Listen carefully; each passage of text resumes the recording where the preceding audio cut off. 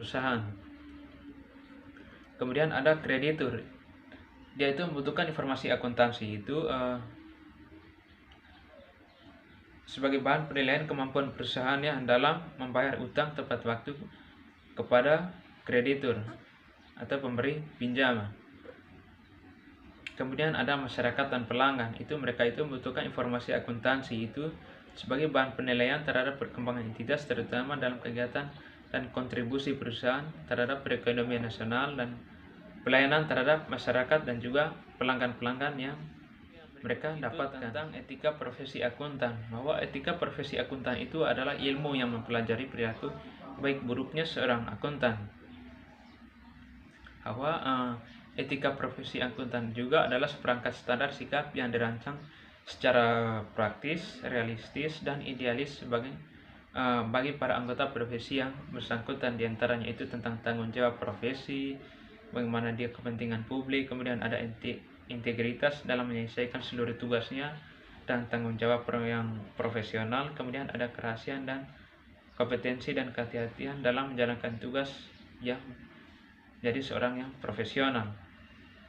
Kemudian ada standar auditing dalam etika profesi akuntan itu ada standar auditing, ada standar atestasi, kemudian ada standar jasa akuntansi dan review yang berhubungan dengan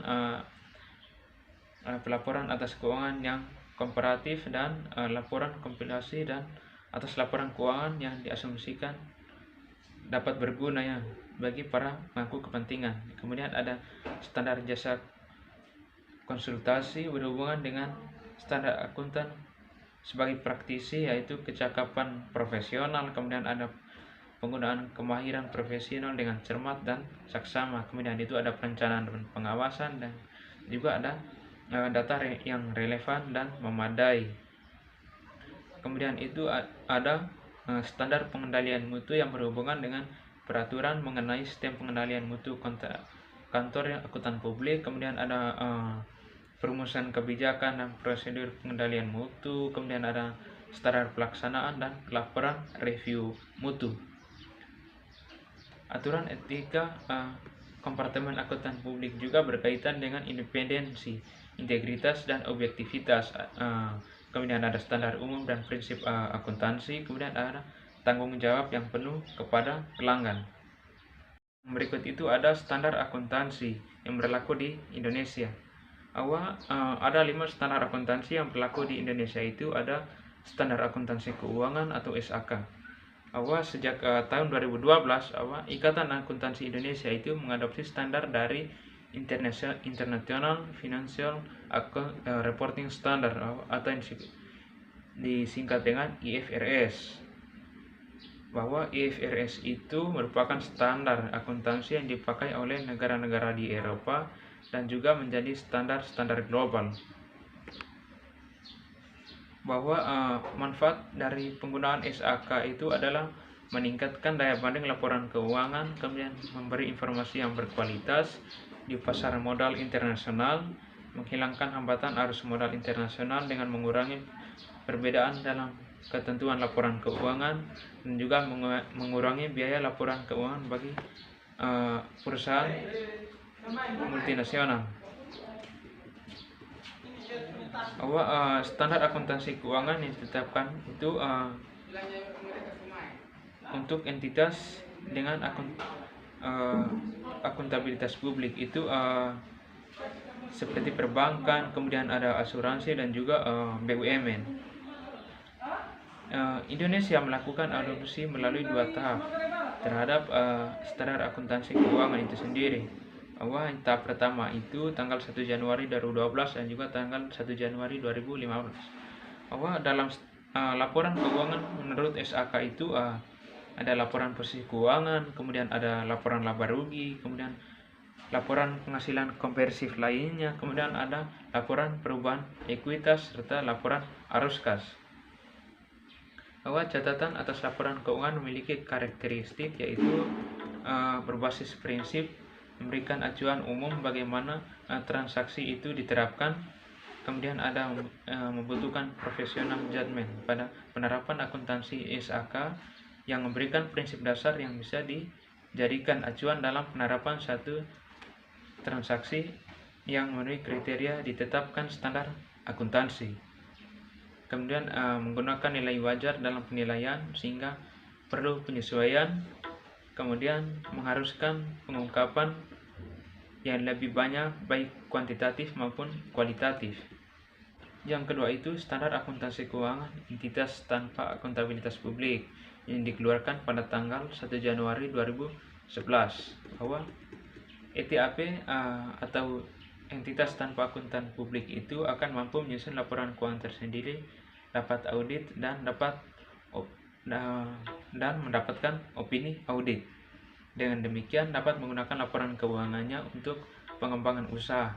Badan usaha yang tergolong dalam entitas tanpa akuntan publik itu misalnya perorangan, kemudian ada persekutuan atau CV, perseroan terbatas atau PT, dan juga koperasi. Laporan keuangan berdasarkan standar akuntansi entitas tanpa akuntan publik itu terdiri atas laporan neraca, laporan laba rugi, laporan perubahan ekuitas, laporan arus kas, dan juga catatan atas laporan keuangan. Bahwa ada manfaat dari standar akuntansi keuangan entitas tanpa akuntabilitas publik itu diantaranya itu diharapkan dengan adanya SAK ETAP ini maka entitas kecil maupun menengah itu mampu menyusun laporan keuangannya sendiri dan demi pengembangan usahanya. Yang berikut itu lebih sederhana dibandingkan dari SAK sehingga lebih mudah dalam pengimplementasiannya. Kemudian yang ketiga itu ada standar akuntansi keuangan entitas mikro, kecil, dan menengah atau yang disingkat dengan SAK EMKM. Bahwa SAK EMKM itu bentuk dukungan Ikatan Akuntansi Indonesia dalam meningkatkan penegakan transparansi maupun akuntabilitas pelaporan entitas. Bahwa SAK EMKM itu merupakan standar akuntansi lebih sederhana dibandingkan dengan SAK ETAP. Dasar pengukurannya itu murni menggunakan biaya historis sehingga entitas mikro, kecil, menengah itu cukup mencatat aset dan liabilitas sebesar biaya perolehannya saja. Berdasarkan SAK EMKM, laporan keuangan minimum itu terdiri atas laporan posisi keuangan, laporan laba rugi, dan catatan atas laporan keuangan. Yang keempat itu ada standar akuntansi keuangan syariah atau yang disebut dengan SAK syariah. Itu sebagai pedoman entitas kebijakan syariah, kemudian seperti bank syariah, pegadaian syariah, koperasi syariah, badan zakat, dan lain sebagainya dengan acuan fatwa Majelis Ulama Indonesia. Prinsip syariah yang berlaku umum dalam kegiatan transaksi syariah mengikat secara hukum bagi semua pelaku dan stakeholders entitas yang melakukan transaksi syariah. Kemudian yang terakhir itu adalah standar akuntansi pemerintahan atau yang disebut dengan SAP. Bahwa standar akuntansi pemerintah itu membuat perubahan terhadap pola pengelolaan keuangan di Indonesia. Bahwa SAP itu menjamin transparansi, partisipasi, dan akuntabilitas pengelolaan keuangan negara demi terwujudnya pemerintah yang baik dan bersih. SAP dinyatakan pernyataan standar akuntansi pemerintahan atau yang disebut dengan PSAP yang dilengkapi dengan pengantar akuntansi pemerintahan dan mengacu pada kerangka konseptual akuntansi pemerintahan. Penyusunan SAP berbasis akrual dilakukan oleh Komite Standar Akuntansi Pemerintahan atau disebut dengan KSAP melalui proses baku penyusunan. SAP dilakukan dengan diterbitkannya Peraturan Pemerintah Nomor 24 Tahun 2006 itu tentang standar akuntansi pemerintah sebagaimana yang telah diubah dengan Peraturan Pemerintah Nomor 71 Tahun 2010 itu tentang standar akuntansi pemerintahan yang menggunakan basis kas menuju basis akrual. Bahwa SAP itu ditetapkan sebagai Peraturan Pemerintah Nomor 71 tahun 2010 itu sebagai entitas pemerintah dalam penyusunan laporan keuangan pemerintah berpusat dan laporan keuangan pemerintah daerah. Bahwa BUMN sebagai investasi pemerintah menggunakan SAK, sedangkan laporan lain yang mengikuti lain itu mengikuti SAK ETAP. Laporan keuangan dimaksud terdiri atas laporan arus kas, laporan perubahan saldo, anggaran lebih, kemudian neraca, laporan neraca, kemudian ada laporan arus kas, kemudian ada laporan operasional, laporan perubahan ekuitas. Dan sekian saja pembahasan dari video kali ini tentang konsep dasar akuntansi sebagai sistem informasi. Oke, sebelum saya mengakhiri video ini, ada kesimpulan yang dapat saya tarik dari pembahasan ini, bahwa akuntansi sebagai sistem informasi merupakan sebuah seni dan ilmu pencatatan, pengidentifikasian atau analisis, penggolongan atau pengklasifikasian dan pelaporan atas sejumlah transaksi ekonomi satu entitas atau perusahaan.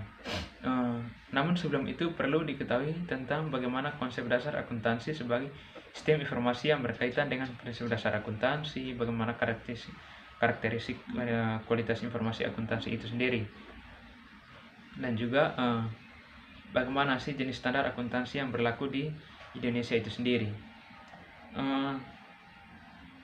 Bahwa dari pembahasan itu juga ada beberapa saran dari saya itu mengenai kita sebagai pelajar dan juga generasi muda ya,